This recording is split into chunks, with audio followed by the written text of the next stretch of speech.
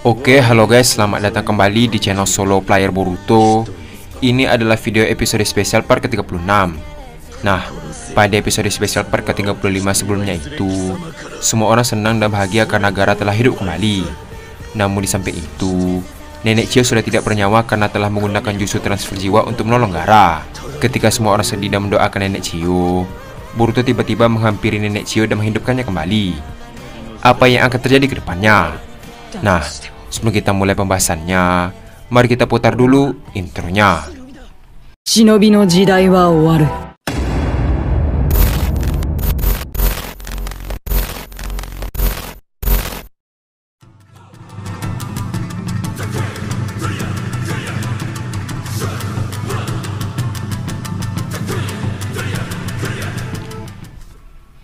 Adegan dimulai dengan memperlihatkan semua orang yang mulai berdoa untuk Nenek Chiyo. Ketika semua orang sedang berdoa, tiba-tiba Boruto menghampiri Nenek Chiyo seorang diri.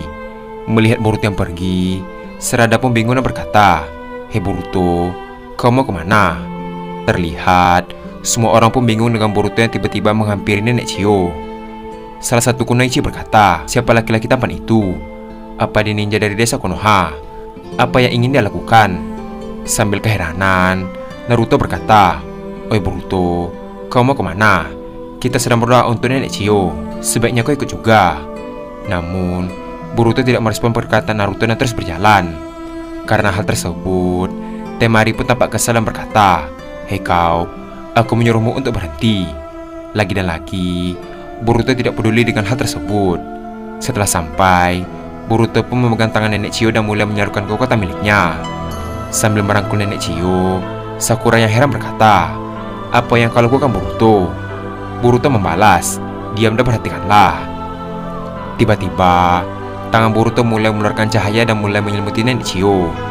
Terlihat, semua orang pun terkejut termasuk Naruto. Kakashi berkata, "Cahaya apa itu?" Tiba-tiba, Nenek Chiyo membuka matanya dan hidup kembali. Melihat Nenek Chiyo yang hidup, semua orang pun terkejut. Temari berkata, "Mustahil." Di sisi lain, Sakura berkata, "Nenek Chiyo, dia hidup kembali. Boruto, apa yang kau lakukan?" Boruto membalas, "Aku memanipulasi kematiannya." Adegan pun beralih ke Nenek Chiyo yang melihat tangannya. Sambil keheranan, Nenek Chiyo berkata, "Apakah ini tanganku?" Setelah mengatakan hal tersebut, Nenek Chiyo pun menyentuh mukanya dan berkata, "Aku masih hidup. Apa yang terjadi? Bukankah aku seharusnya sudah mati?" Terlihat, Boruto pun menghampiri Nenek Chiyo dan duduk di hadapannya. Sambil tersenyum, Boruto berkata, "Aku telah menghidupkanmu kembali." Mendengar perkataan Boruto, Nenek Chiyo pun terkejut. Adegan pun beralih ke Temari yang masih tidak percaya dengan kejadian ini. Sambil keheranan dan kesal, dia pun mendekati Boruto dan hendak menyentuh pundaknya. Namun, ketika hampir menyentuh Boruto, Sarada tiba-tiba memegang tangan Temari sambil berkata, "Sebaiknya kau tidak berbuat macam-macam." Temari berkata, "Kau Sarada kan? Lepaskan tanganku. Aku ingin bertanya kepada Boruto." Sementara itu, orang-orang mulai berkumpul ke tempat Nenek Chiyo dan Boruto. Di sisi lain, Sarada langsung melepaskan tangan Temari. Setelah tangannya dilepas, Temari berkata, "Apa yang kau lakukan Boruto? Siapa kau sebenarnya? Kenapa Nenek Chiyo bisa hidup kembali?" Mendengar perkataan Temari, Boruto pun menoleh ke belakang sambil berkata, "Apa kau tidak senang jika Nenek Chiyo hidup kembali?" Temari membalas, "Tentu saja aku senang. Tapi bukan itu yang aku maksud. Boruto, justru apa yang aku gunakan?" Boruto membalas, "Singkatnya, aku sudah memanipulasi kematian Nenek Chiyo." Mendengar perkataan Boruto, semua orang yang ada di sana pun terkejut. Dengan raut wajah heran, Nenek Chiyo berkata, "Kau memanipulasi kematianku? Bagaimana bisa?" Boruto berkata kembali, "Ini adalah jurus rahasia dari klan Uzumaki. Umumnya, klan Uzumaki terkenal dengan jurus penyegelan dan cakranya. Tapi, masih ada jurus lain yang masih dirahasiakan. Pada zaman dulu, orang-orang dari berbagai klan mulai bersatu untuk menghilangkan klan Uzumaki. Itu karena mereka tahu bahwa klan Uzumaki adalah klan yang merepotkan." Mendengar hal tersebut, Kankuro berkata, "Aku juga pernah dengar cerita itu. Klan Uzumaki dulu memang ditakuti. Namamu Uzumaki Boruto kan? Aku ingin bertanya padamu soal kemampuan untuk menghidupkan Nenek Chiyo." Terlihat, Boruto pun berdiri dan menatap ke arah langit sambil berkata, "Jurus ini tidak bisa kugunakan seperti Gaara yang telah lama mati. Berbeda dengan nenek Chiyo yang baru saja kehilangan nyawanya. Walaupun jiwanya sudah mati, tapi otaknya masih berfungsi dalam beberapa saat. Karena otaknya masih berfungsi, aku menggunakan kekuatanku untuk memanipulasi otaknya bahwa dia masih hidup. Sehingga otak yang menerima informasi itu kembali memaksa seluruh syaraf tubuhnya untuk bekerja. Makanya nenek Chiyo bisa hidup kembali. Tak hanya itu, dia juga menerima efek permanen. Mendengar hal tersebut, Temari membalas, "Efek permanen? Apa maksudmu?"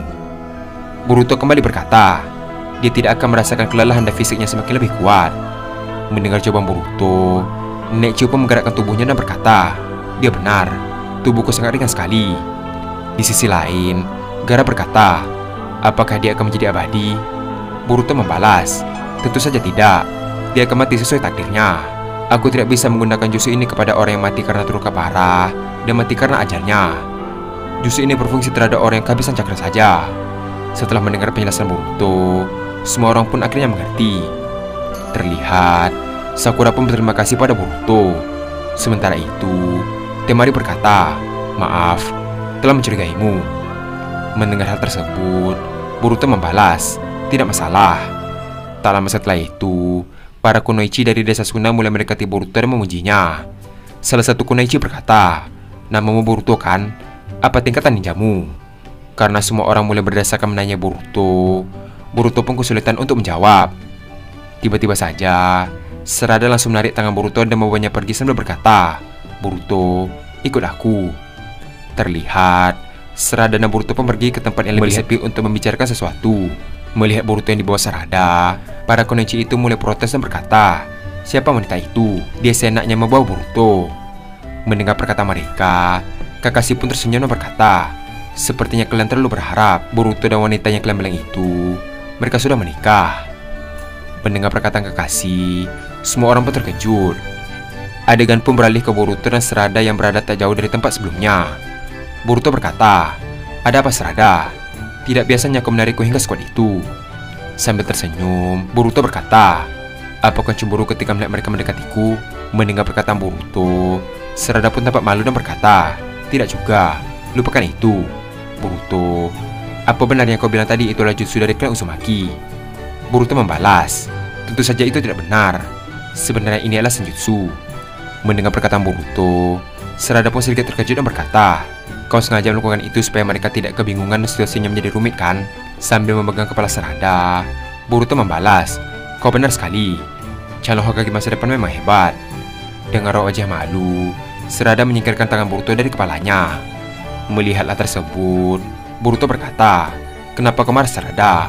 Sebelum menyelesaikan kalimatnya, Sarada langsung memegang tangan Boruto dan berkata, "Ayo, kita harus pergi ke tempat Paman Gaara." Melihat tingkah Sarada, Boruto pun hanya bisa tersenyum. Adegan pun beralih ke gua tempat tewasnya Sasori. Terlihat ada Zetsu dan juga Obito. Setelah sampai di sana, Zetsu pun mencari keberadaan Sasori. Setelah lama mencari, dia pun tidak menemukan apapun. Zetsu berkata, "Ini aneh, kemana pergi jasadnya?" Tak lama setelah mengatakan hal tersebut, Obito tiba-tiba menemukan cincin Akatsuki milik Sasori. Sambil menunjukkan cincin itu kepada Zetsu, Obito berkata, "Hei Zetsu, lihat, aku menemukan cincin ini. Itu berarti aku sudah menjadi anggota Akatsuki kan?" Zetsu membalas, "Tidak semudah itu bodoh." Setelah mengatakan hal tersebut, Zetsu berkata dalam hati, "Ternyata dia memang telah mati. Tapi tetap saja ini aneh." Di sisi lain, Obito tampak ingin memasang cincin Akatsuki ke jarinya tersebut. Namun karena Obito ceroboh, cincin itu pun terjatuh ke sela-sela batu yang dalam. Melihat hal tersebut, Obito pun berusaha mengambil cincin tersebut. Sementara Obito mencari cincin Akatsuki, Zetsu mengajaknya untuk pergi. Namun, Obito menyuruhnya untuk menunggu sebentar. Terlihat, Zetsu terus pergi dan meninggalkan Obito sendirian. Adegan pun beralih ke gerbang desa Sunagakure. Terlihat, Boruto, Naruto, Gaara dan semua orang sedang berjalan menuju ke gerbang desa Suna. Di samping itu, para penduduk desa Suna semuanya sedang menunggu kepulangan Gaara. Terlihat, semua penduduk desa Suna mulai berteriak memanggil Kazekage sambil melambaikan tangan mereka. Tak lama setelah itu, Gaara dan semua orang pun mulai sampai ke gerbang desa Suna. Sambil dirangkul oleh Naruto dan Kankuro, Gaara pun berjalan untuk masuk ke desa. Namun, salah satu shinobi langsung menyambut kedatangan mereka dan berkata, "Selamat datang Tuan Kazekage. Syukurlah kau selamat." Ngomong-ngomong, terima kasih Uzumaki Naruto. Mendengar hal tersebut, Naruto pun sedikit terkejut dan membalas, aku tidak melakukan apa-apa. Tak lama setelah itu, Gaara dan yang lain mulai masuk ke desa Suna. Adegan pun beralih ke kantor Kashikage. Terlihat tim Boruto, Kakashi, dan Kuroga juga berada di sana. Temari berkata, kalian ingin pergi lagi? Kenapa tidak menetap di sini selama beberapa hari dulu? Sakura membalas, ada hal yang harus kulaporkan dulu pada guruku, Hokage kelima. Di sisi lain, sambil dirangkul oleh Guru Gai, Kakashi berkata, setelah bertemu Akatsuki, mungkin bisa saja mereka menyerang desa. Mendengar jawaban Kakashi, Temari berkata, jadi itu alasan kalian untuk kembali. Tapi Guru Kakashi, kondisimu kan lagi. Kakashi membalas, tidak apa-apa, aku masih punya rekan yang bisa kuandalkan, dan satu lagi Boruto. Mendengar hal tersebut, Boruto membalas, kau terlalu berlebihan Guru Kakashi. Aku tidak sehebat yang kau kira. Guru Gai masih jauh lebih kuat dariku. Di sisi lain, Temari berkata, ya sepertinya aku tidak bisa menghentikan kalian. Adegan pun beralih ke gerbang desa Suna. Terlihat Naruto dan Sakura pun berpamitan dengan Nenek Chio. Sakura berkata, jaga dirimu baik-baik. Nenek Chio membalas, seharusnya aku yang bilang begitu. Sambil tersenyum, Naruto berkata, apa kondisimu sekarang baik-baik saja? Nenek Chio membalas, kondisi tubuhku bahkan lebih baik dari sebelumnya. Setelah mengatakan hal tersebut, Nenek Chio pun melihat ke arah Boruto dan Sarada. Nenek Chio berkata, Boruto, Sarada, kesini sebentar. Mendengar panggilan Nenek Chio, mereka pun menghampirinya. Setelah sampai, Boruto berkata, ada apa nenek memanggil kami? Tiba-tiba saja, Nenek Chio mencubit pipi mereka. Melihat hal tersebut, Sarada pun tersenyum. Nenek Chio berkata, aku sangat berterima kasih pada kalian. Berkatmu Boruto, aku masih hidup. Sekarang aku bisa terus berbuat kebaikan demi desa ini. Kalian adalah pasangan yang sangat kuat yang pernah kutemui. Mendengar hal tersebut, mereka pun tersenyum. Adegan pun beralih ke tim Boruto, Kakashi, dan Kuroga yang sedang berjalan di padang pasir. Terlihat, Kuroga tampak kesulitan berjalan sambil merangkul Kakashi. Karena hal itu, Kuroga langsung melempar Kakashi ke atas dan menggendong Kakashi dari punggungnya. Terlihat, semua orang pun tampak memasang ekspresi menjijikan terhadap tingkah laku mereka. Boruto berkata, aku baru tahu Guru Kakashi bisa seperti ini. Sarada membalas, kau benar. Sementara Rock Lee, dia menganggap itu sebagai latihan dan menyuruh Neji untuk naik ke punggungnya. Namun, Neji langsung menolak mentah-mentah ajakan dari Rock Lee. Tak lama setelah itu, Guru Gai menggendong Kakashi langsung berlari secepat mungkin. Terlihat, Boruto dan yang lain mulai melanjutkan perjalanan mereka. Setelah lama berjalan, mereka menemukan seseorang dengan jubah hitam yang berdiri sendiri di padang pasir.